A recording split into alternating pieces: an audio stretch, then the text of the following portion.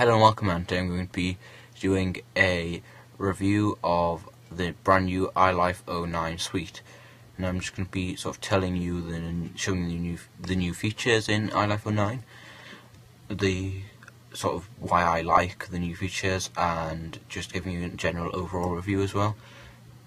So for those of you who don't know, iLife 09 is the 2009 version of the Apple's very own Creative Suite, which consists of GarageBand, or as the Americans call it, GarageBand, iPhoto, iMovie, and these were recently just announced at the Macworld keynote earlier last month really, because it's 1st of February today, so in January, early January 2009, and they were released in late January just a few days ago, and I got them just a few days ago. So I'm going to be starting off with perhaps what the piece of software that I use the most, and I'm sure a lot of people use the most, iMovie. And I'm sure, as many of you know, iMovie was completely redone last time, and you lost a lot of features and a lot of people didn't like it. But they've kept the same style this time of having your sort of media up there and your project that you're working on at the bottom here.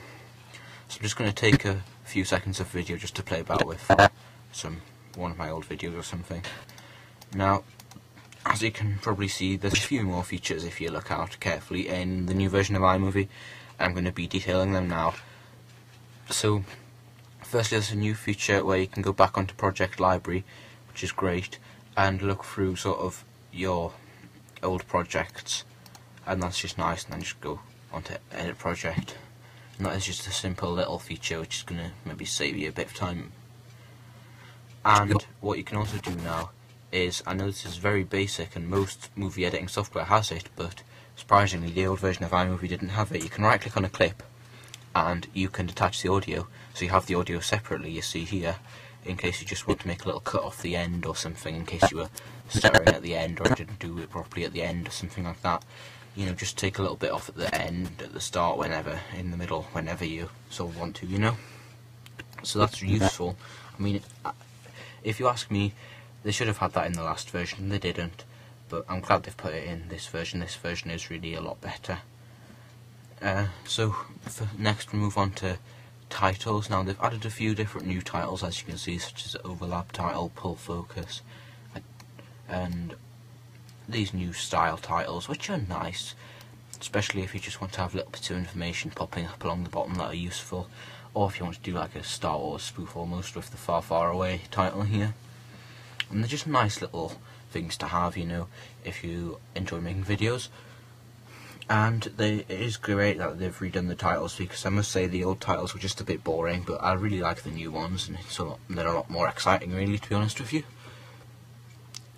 Next I'm going to go on to this little button, which you've probably never seen before if you haven't used this version of iMovie, and it's just a little globe, and you just click on it and it launches another one of these panels, and it lets you put in 3D globes of maps of the world, and also just simple maps, satellite maps, all the old style maps, 3D globes as I said before, and these new backgrounds. Now they're all very, very nice, so I'm just going to give you an example by putting in this globe at the end.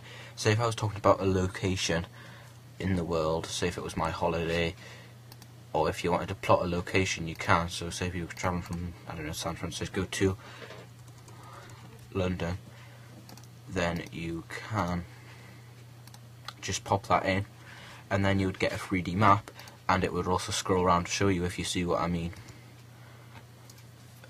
And that's very nice if you're doing a video of your holiday, you know where you went, and it also gives you a little distance thing here, and you can change the duration, and you can do the effects on it as well if you have a particular wish to do effects. I can't see why you would really want to do effects on it, but you never know. Always nice to have that little feature there in case you ever fancy doing it.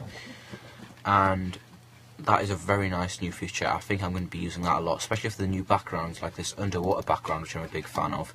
You can see this. That's really nice 3D, and there's a few others like this one.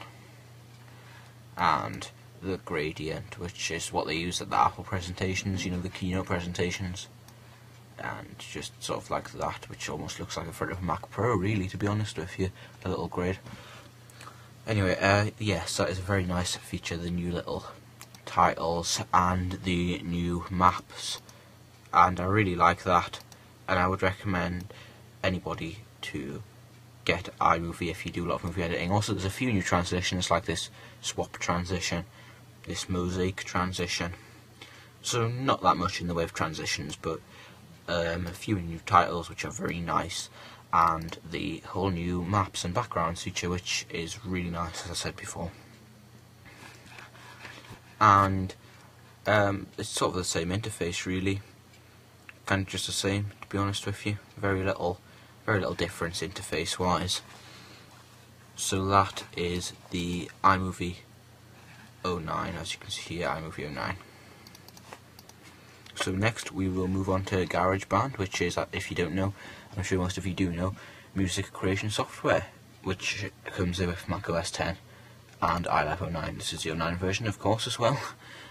And basically you get this screen when you start up, which is a bit new. You didn't get, well, you got something similar to this, but not quite like this, and it just lets you create whatever you want there. You can write songs, you can do all the instruments, podcasts.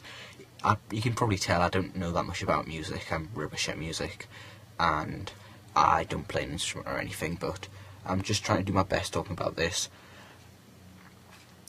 So learn to play, if you want to learn to play an instrument, there's like guitar lesson, piano lesson. There's Magic GarageBand game, which was my favourite thing because you didn't have to do much work there. Yeah, that was my favourite.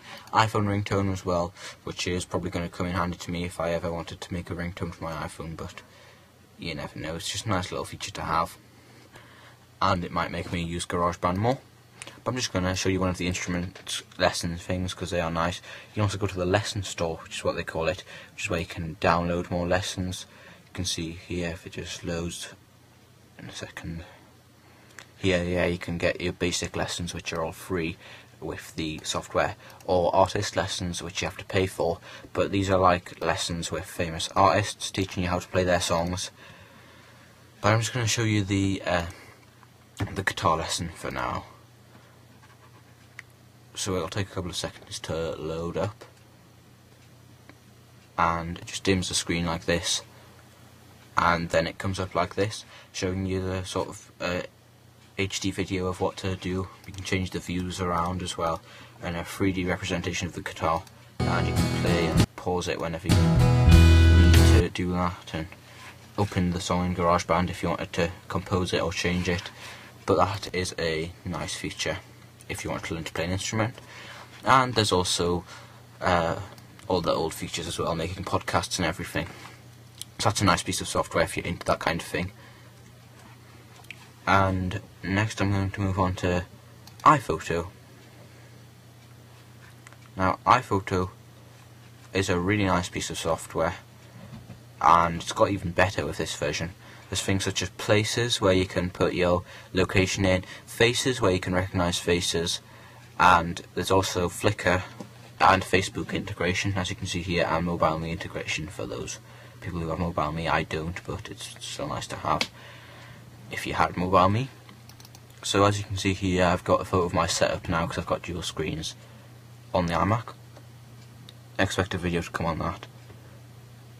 And it would also recognise faces if there was a person in it. There's not, but if there was and it didn't recognise it, I would just press that and it would just add missing face. If I had a particular wish to do that, I could almost certainly do that. And Facebook and Flickr, I don't think they need much explaining. Basically just upload them to those surfaces, and I don't think I need to cover this piece of software too much because I'm sure you've already seen the new features a lot. But basically, if I wanted to upload a full album or whatever to the thing, I could just do that very, very easily and very nicely. So that's just about everything from me today.